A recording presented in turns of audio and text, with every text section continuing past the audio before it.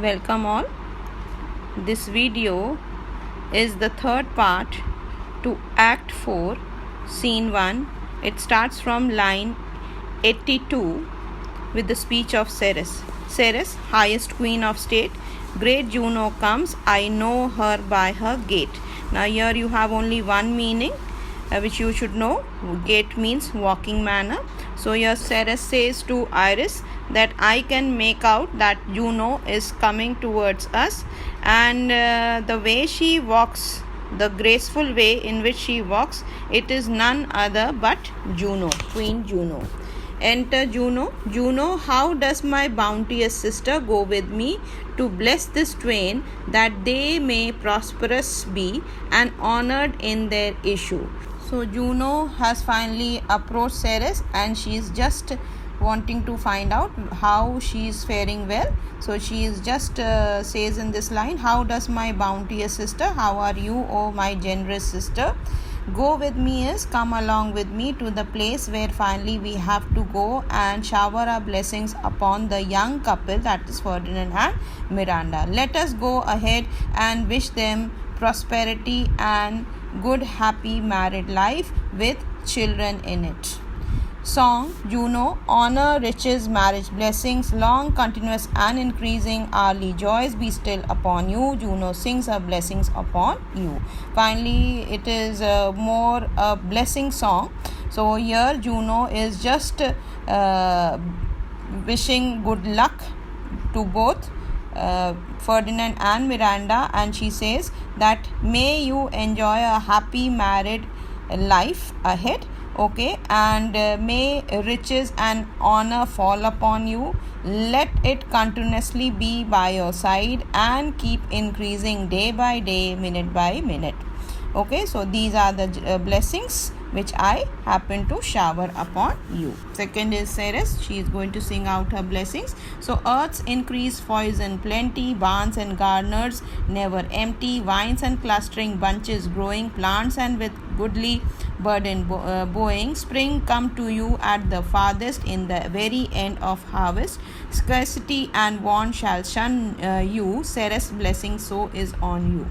So here Ceres is singing her blessings, and she says that may both of you enjoy abundance in your life. May you have earthly products, abundance or plentiful of earthly products. Okay, your storeroom let it be full of grains, and never you should face any scarcity related to it. May your gardens, your orchards be completely full of fruits. Your trees, your vineyards are completely loaded with fruits. May you enjoy a lot of abundance in your life in all forms, and never ever you should face autumn season. It is let me make it clear, during the autumn season there is scarcity, there are the leaves, the trees wither out, and that is the reason here it is connected to the season of scarcity. So may you never experience scarcity as it happens in the autumn season. Let your life be full of abundance, and forever you take it as if it is a spring season for you. So these are the blessings sung by Ceres for Ferdinand and Miranda. In this speech of Ceres, which we completed just now, you should know only 3 words. So poison stands for abundance. Abundance, plenty here is standing for the abundance of earthly products. Okay, then you have in the 4th line burden bowing. Burden bowing here is standing for trees loaded with fruits. And then at the end, the second last line, you have the word shun. Shun here basically means to avoid, to reject, or persistently ignoring, to ignore. Then you come to the speech of Ferdinand. This is a most majestic vision and harmoniously charmingly. May I be bold to think these spirits. So he's quite impressed by the majestic vision, that is the mask which has been presented before him. He cannot stop himself from praising it, and he just wants to make it clear to himself that the mask which has been presented before him, is it being presented by the spirits or is it something else? Prospero, now he's going to get the answer from Prospero, yes. So let me read the speech first. So, spirits which by mine art I have from their confines called to enact my present fancies. So here you should know the meaning of confines. Confined is the restricted place. So Prospero is giving the reply to Ferdinand, and he says that yes, oh dear Ferdinand, these are the spirits, and these spirits I have called just in front of you from their confined places, means the restricted places, the favorite place where they usually are found, and they rarely happen to leave those restricted places of those. But anyhow, through my magical skill, magic trick, I have called them, I have arranged to call them in front of you.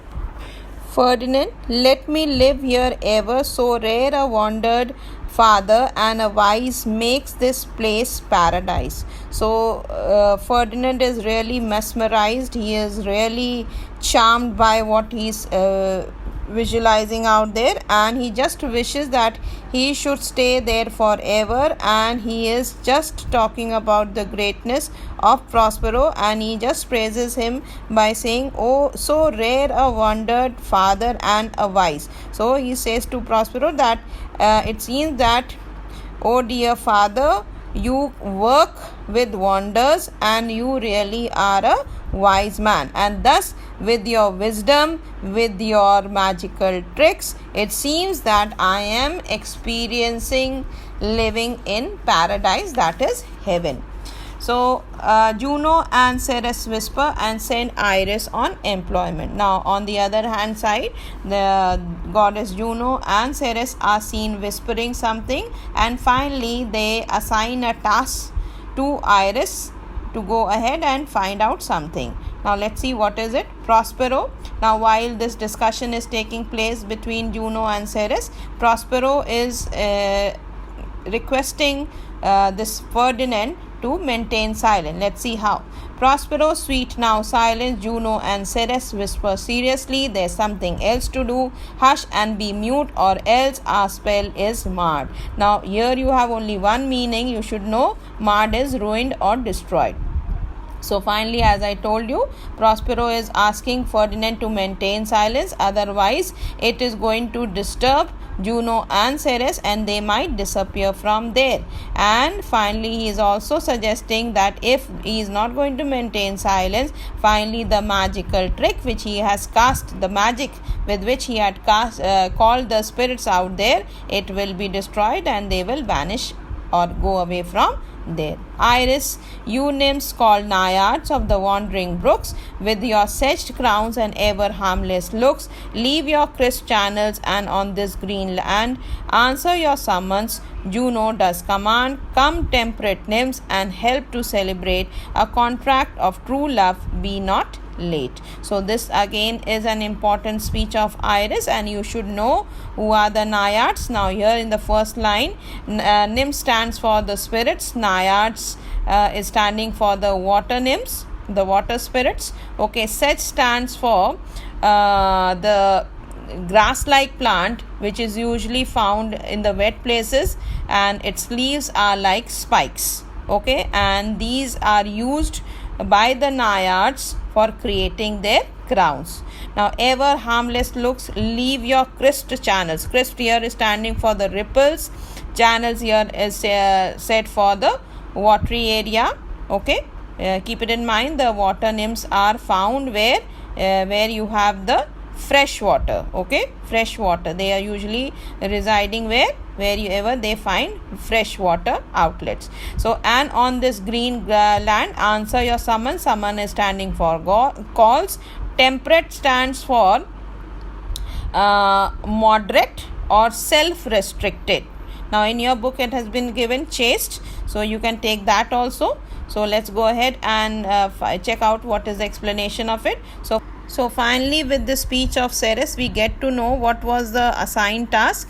She had been allotted by Juno and Ceres. She was asked to call the water nymphs, and finally she is standing in front of the water nymphs, inviting them to come to that very grassy area where they are going to meet Juno and Ceres. So here she is speaking, Iris is speaking to the nymphs. You nymphs called naiads of the wandering brooks, with your sedged crown and ever harmless looks, leave your crisp channels and on this green land answer your summons. So, oh dear watery nymphs who live here, who inhabit the river, spring or the waterfalls, wherever these are found, I request you to leave this favorite place of yours.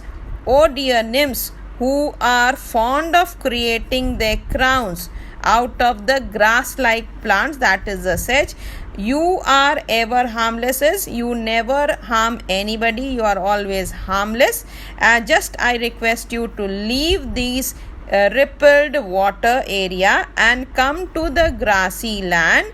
Do it as quickly as possible, as this is the command given to you by goddess Juno.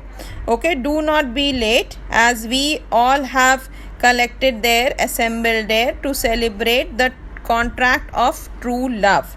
So here you have the reference of come temperate nymphs. Now temperate nymphs means temperate I have already given you in meaning moderate. Okay, moderate also stands for something self-restricted, okay, shy by nature or modest by nature. So that is what is related out here. Then enter certain nymphs. Finally, as it was a command, finally the nymphs happen to follow it and they enter the particular mask. You sunburnt sicklemen of August weary, come hither from the furrow and be merry.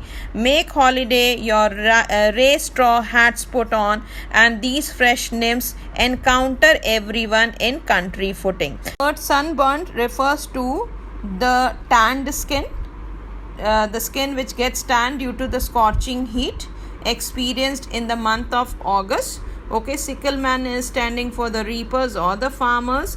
Furrow is the plowed fields. Merry is happy. Holiday is free time, having leisurely hours.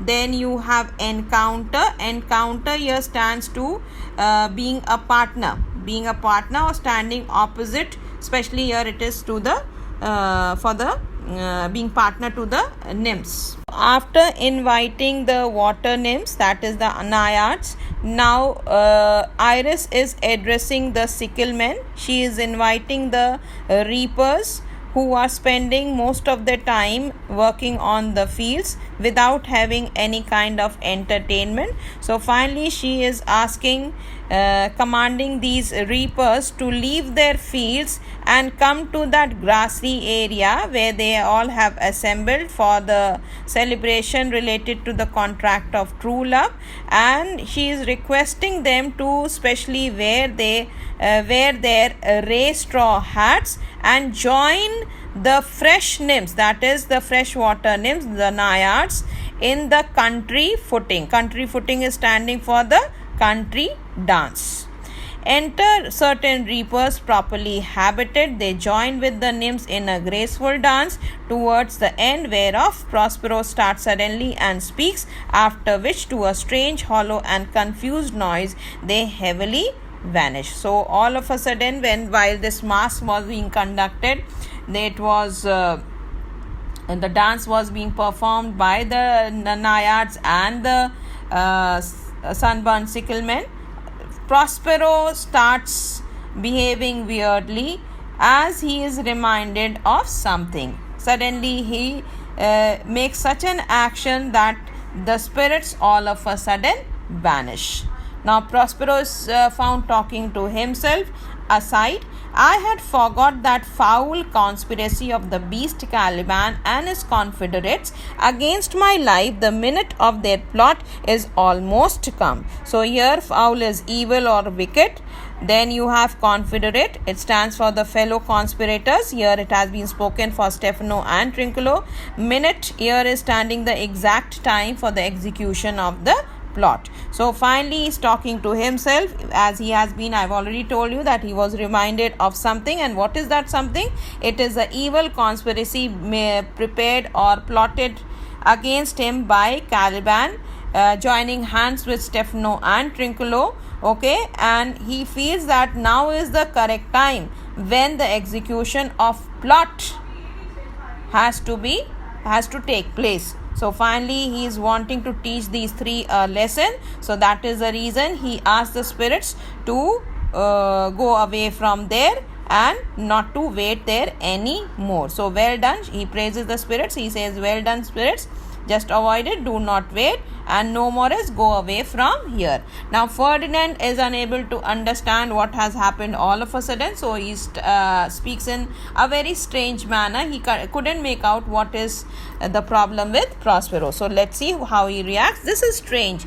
Your father's in some passion that works him strongly. So he speaks to Miranda and says, really it is something strange, something has happened with your father, and it seems that some strong emotion is working upon him very strangely. So I am unable to understand what has happened with your father. Miranda, never till this day saw I him touched with anger or distempered. So she is also in a state of shock, because she also says, I have never seen him so angry, so out of control.